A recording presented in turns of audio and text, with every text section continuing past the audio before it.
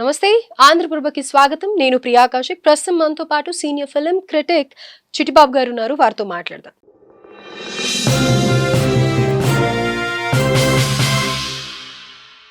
Hello sir, నమస్తే. నమస్తే.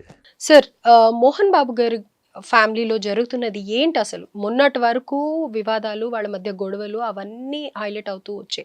And cinema కోసం నిజంగా ఫ్యాన్స్ వెయిట్ చేస్తున్న సందర్భంలో ఇప్పుడు అప్పుడు అనుకుంటూ పోస్ట్పోన్ చేసుకుంటూ వచ్చారు. అండ్ ఇప్పుడు ఆల్ ఆఫ్ ది సడన్ అసలు హార్డ్ డిస్కే పోయింది అని అంటూ ఉన్నారు. అయితే గతంలో ఒక ఇన్సిడెంట్ జరిగినప్పుడు డ్రైవర్ మీద అలిగేషన్స్ కానీ, లేకపోతే డ్రైవర్ దొంగతనం చేశాడని కానీ, కెమెరాలు తీసుకెళ్ళాడు కానీ, అప్పుడు అనవసరంగా అతని మీద చాడీలని చెప్పారు అని అనేసి అని అన్నారు. కానీ ఇప్పుడు కూడా హార్డ్ డిస్క్ లో కూడా ఇదే జరిగిందా, కావాలని చెప్తున్నారా, సినిమా సరిగ్గా రాలేదేమో, ప్రేక్షకుల ముందుకి తేలేక ఇలాంటివన్నీ చెప్తున్నారేమో అని అనుకుంటున్నారు. గతంలో కూడా డ్రైవరు ఇది అని ఎవరు చెప్పారు? డ్రైవర్ అదేమి కాదని పిచ్చిపట్ట పట్టి వదిలేసాం. కొంచెం అయినా దరిద్రం వదిలేసాం తప్పితే వాడేమి చేయలేదు, దొబ్బుకెళ్ళలేదు అది జరిగినాయి. ఏది ఎవరు చెప్పారు? రాంగ్ ఇన్ఫర్మేషన్, అదేమి జరగలేదు అనే మాట. ఇవాళ ఇక్కడ జరిగింది ఏంటి? ఏం అవసరం? సినిమాకి పోస్ట్పోన్ ఎందుకు జరిగింది? సినిమా ఏమి వేరే పరిస్థితి వేరే లేక కాదు, షూటింగ్ చేయలేక కాదు, వేరే కారణాలు కావు. గ్రాఫిక్స్ అనుకున్న సాటిస్ఫాక్షన్ రాలేదు. చేశారు, ఒకసారి చేశారు. లాస్ట్ ఏప్రిల్లో రిలీజ్ అనుకున్నాడు. మొత్తం చూస్తే గ్రాఫిక్స్లో ఒక 15 minutes 16 minutes గ్రాఫిక్స్ అనుకున్న ఇంపాక్ట్ ఒకటి అనుకుంటాం. అంత ఇది రాలా, తృప్తి రాలా. సో వద్దు, అంత ఫుల్ తృప్తి లేకుండా మనం హాఫ్ హార్టెడ్గా టైం అయిపోతుందని అవసరం లేదు. ఇంత సినిమాకి ఏప్రిల్ కాకపోతే జూలై కాకపోతే దానివల్ల ఎప్పుడు రిలీజ్ అయ్యేదానికన్నా కూడా మనం ఇంత ఖర్చు పెట్టి చేస్తున్నాం. పక్కాగా పర్ఫెక్షన్గా ఫుల్ సాటిస్ఫాక్షన్ తోటి మనకు తృప్తి లేకుండా ఆడియన్స్కి ఎక్కడ ఫస్ట్. అందుకని ఆ గ్రాఫిక్స్లో తృప్తి లేదు. దానికోసం ఇప్పుడు అవి రెడీ అవుతున్నాయి. సో ఇక్కడ పోస్ట్ పోన్ చేయలేక చేతగా కాదు, అన్నీ బ్రహ్మాండంగా ఉన్నాయి. ఓన్లీ టెక్నికల్ పాయింట్స్ అయ్యి. ఇప్పుడు ఈ దరిద్రం ఏంటంటే, ఇంతకన్నా దౌర్భాగ్యము నేను ఈ 50 ఏళ్ళ సినిమా ఫీల్డ్లో, సినిమా జీవితంలో నేను ఇలాంటి దౌర్భాగ్యపు స్థితి ఎప్పుడు చూడలేదు. ఎవడో దొంగ, ఎవడో ఎదుటోడు, పక్కోడు ఎవడో పైరవి చేస్తారు, అథారిటీకి దారేది వాడెవడో దుబ్బేసేసి దాన్ని చిన్న లీక్ చేసి, దౌర్భాగ్యం ఎవడో పరాయోడు అవుట్ సైడర్ చేస్తాడు. ఆ పని ఇక్కడ ఇన్సైడర్ చేశారు. ఈ రఘు అనేవాడు కానీ, చరిత అనే అమ్మాయి కానీ, వీళ్ళు గతంలో మోహన్ బాబు దగ్గర పనిచేసిన వాళ్ళు, పనిచేసి వెళ్ళిపోయారు. ఇప్పుడు మనోజ్ దగ్గర ఉంటున్నారు. వాళ్ళు అక్కడ పనిచేస్తారు. ఇక్కడ సో మనోజ్ దగ్గర పనిచేసే వాళ్ళకి యాక్సెస్ ఎలా ఉంటుంది? అదే చెప్తా. అదే మనోజ్ పనిచేసే వాళ్ళు, మనోజ్ చెప్పి చేశారా లేకపోతే వీళ్ళంతా వీళ్ళు చేశారు ఇంకా తేలాల్సి ఉంది. కేసు పెట్టాము, మనం తేలకుండా ముందు బ్లేమ్ చేయటం కదా. వాళ్ళు కదే మనోజ్ దగ్గర పనిచేసేవాళ్ళు, అది వాస్తవం. రఘు అనేవాడు కానీ, ఆ అమ్మాయి కానీ మనోజ్ దగ్గర ఉంటున్నారు. వాళ్ళు ఇక్కడ పనిచేసేవాళ్ళు ఇక్కడ నుంచి వెళ్ళిపోయారు. మెయిన్ అడ్రస్ జూబ్లీ హిల్స్, అది మోహన్ బాబు ఇల్లు గతంలో. సో కనుక ఆ అడ్రస్ అన్ని చోట్ల మెయిన్ అడ్రస్ మోహన్ బాబు ఆ అడ్రస్సే ఉండేది. ఎందుకంటే కొన్ని సంవత్సరాలు అక్కడ ఉన్నాడు కదా మోహన్ బాబు. కనుక జూబ్లీ హిల్స్ అడ్రస్సే మెయిన్ అడ్రస్ అన్నిటికీ ఉంది. ఇప్పుడు ఈ సినిమా 24 frames మీద తీస్తున్నా కూడా అది బ్రాంచి, ఇది మెయిన్గానే ఉంటుంది అన్నిటికీ. సో ఆ మెయిన్ అడ్రస్కి వెళ్ళింది కొరియర్. ఆ కొరియర్ వెళ్ళినప్పుడు వాళ్ళు ఫోన్ చేస్తారు కదా, ఎవరు లేరు, ఫోన్ చేస్తారు కదా, ఏదైనా కొరియర్ వచ్చిందంటే ఏంటి ఇలాగ బాంబే నుంచి వచ్చిందని చెప్తారు కదా.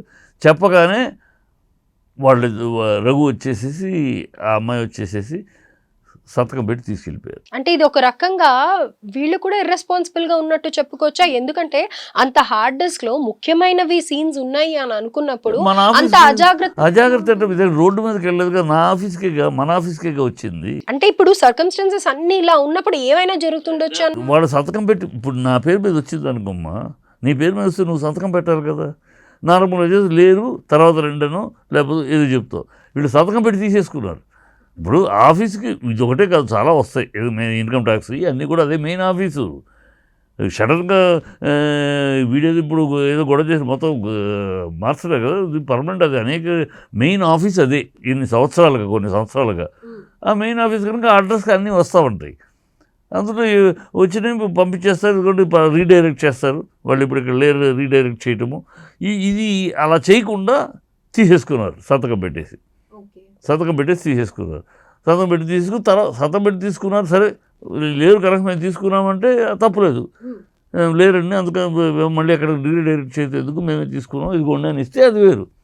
తీసుకున్న రోజు నుంచి ఇప్పటిదాకా మిస్సింగ్. ఆ అమ్మాయి ఫోన్కి దొరకట్లా, ఈ రఘు అనేవాడు దొరకట్లా, మిస్సింగ్. పోలీస్ కంప్లైంట్ పట్టుకుంటారు, ఎక్కడ పోతారు కానీ పోలీసు వాళ్ళని పట్టుకుని ఇంట్రాగేట్ చేస్తే తప్పితే ఎవరి ప్రమేయంతో చేశారు దానికి బ్యాకప్ ఉంది. ఇప్పుడు అది దానివల్ల కొంప మునిగిపోద్దనో ఏమీ కాదు, మళ్ళీ ఒక ఖర్చు తప్పితే ఇంత ఖర్చు మీద ఇంకో కొంత ఖర్చు అనుకుంటాను తప్పితే బ్యాకప్ ఉంది లక్కీగా.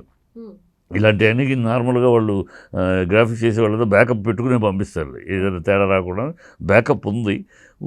అయినా 90 మినిట్స్ ఇదేంటి ముఖ్యమైన సన్నివేశాలు. ప్రభాసు విష్ణు కాంబినేషన్ సంబంధించి 90 మినిట్స్ మొత్తం వాళ్ళ కాంబినేషన్ గ్రాఫిక్స్ తోటి కలిపి అది ఇప్పుడు లీక్ చేయడానికి తీసుకున్నాడు వాడు, శాబిటేజ్ చేసి ప్లాన్ చేశారా లేదు అసలు టోటల్గా స్పాయిల్ చేద్దామని తీసారా తెలియాలి. ఇప్పుడు లీక్ చేశారనుకుంటే ఆ సినిమా వాళ్ళు ఏదో ఒక లీక్ చేసినంత మాత్రాన కొంపేం మునగదు. క్యూరియాసిటీ పెరుగుతుంది. అథారిటీ అనేది లీక్ చేస్తే ఏమైంది ఇంకా పెరిగింది. సో అందుట్లో ఇలాంటి సినిమాకి ఇంకా పెరుగుతుంది కదా. ప్రభాస్ని లీక్ చేశారు అబ్బా ఎంత ఉందో ఇంకా ఎగబడుతుంది ఏముందో అని చెప్పి ఏముందో అని ఇంకోటి. కానీ అది లీక్ చేస్తే ఇష్యూ కాదు, స్పాయిల్ చేస్తే ఇప్పుడున్న ఈ కక్ష కార్పణ్యాలతో ఏదన్నా స్పాయిల్ చేస్తే మళ్ళీ మొత్తం తీసుకు అది కూడా స్పాయిల్ చేసినా కూడా బ్యాకప్ ఉంది కనుక. బట్ బ్యాకప్ ఉన్నా అలాంటి ఇంటెన్షన్ ఉందా, అలాంటి దుర్మార్గపు ఆలోచన ఉందా అంటే ఇక్కడ ఇంత డిస్కషన్ చేయడానికి కారణం ఏంటి అంటే ఇప్పుడు ఇది బయటి వాళ్ళు చేశారు అంటే ఒక రకంగా ఉంటుంది, కానీ మీరు యాంటిసిపేట్ చేసేది ఎవరు అని అంటే కనుక మనోజ్ మనుషులు అని అంటూ ఉన్నారు ఇక్కడ. మనోజ్ మనుషులే వాళ్ళు మనోజ్ ఇక్కడ విషయం ఏంటంటే మనకు క్లారిటీ కావాల్సింది ఏంటంటే అదే పోలీసులు తేల్చాలి. వాళ్ళు చేశారు, తీసుకెళ్ళిపోయారు, కనపడకుండా మిస్ అయిపోయి 2 రోజులకి వారం రోజులుగా వాళ్ళు అసలు ఫోన్ తీయట్లేదు, ఎక్కడ ఉన్నారో తెలియట్లేదు. పోలీసులకు అప్పచెప్పి కేసు పెట్టి వాళ్ళు చూస్తారనుకోండి. మనకు తెలియసినది ఎవరు చెబితే చేశారు. వాడు ఒక బాయ్ కానీ అసిస్టెంట్ అమ్మాయి కానీ అంత ధైర్యంగా సొంత నిర్ణయం ఉండదు, డెఫినెట్గా ఉండదు. ఆ వెనకాల ఎవరు స్ట్రాంగ్ బ్యాకింగ్, మీరు తీసుకురండి నేను చూసుకుంటానని అన్నది ఎవరు ప్రమోట్ అది తెలియాలి. అది తెలిసేదాకా అది ఎవరు అనేది మనకు తెలుసు, పరిపూర్ణంగా మనసుకు తెలుసు అని తెలుసు. కానీ తెలిసినా మనం అథెంటిక్గా చెప్పకుండా మాట్లాడకూడదని అథెంటిక్గా ఆ సాక్ష్యాధారాలతో వచ్చిన వాళ్ళు లాగి ఎక్కడ పెట్టాలో పెడితే వాళ్ళు వస్తాయి న్యూస్. ఎవరు చెబితే చేశారు ఈ పని. అయితే సార్ ఇప్పుడు జరుగుతున్న ఇష్యూస్ అన్ని చూసాక ప్రేక్షకులకి కూడా మనోజ్ అని అంటే గనక ఒక సింపతి కార్నర్ ఉంది, విష్ణు అంటే ఎందుకో తెలియదు ఒక నెగటివ్ ఫీలింగ్ ఉంది. సో అలాంటప్పుడు మనోజ్ చేశాడు ఇలాంటి పని మనోజ్ ఇన్స్ట్రక్షన్స్ తో అయ్యింది అని అంటే కనుక మనోజ్కి సింపతి ఉందనేది me wrong calculation. Manoj sympathy try చేస్తున్నాడు. మొన్న ఆడియో ఫంక్షన్లో పెట్టుకు సింపతి ట్రై చేసి అతని బాధ అతని గొడవ అవుతుంది. సింపతి కోసం ప్రజలు నేను దేనికోసం కాదు దానికోసం కాదు నన్ను అనవసరంగా ఒంటరం చేశారు అతని బాధ ప్రజల్లో సింపతికి ఏం చేశారు. విష్ణు మీద వ్యతిరేకత ఏం లేదు, నాకు తెలిసి విష్ణు మీద వ్యతిరేకత లేదు. Right sir, thank you sir.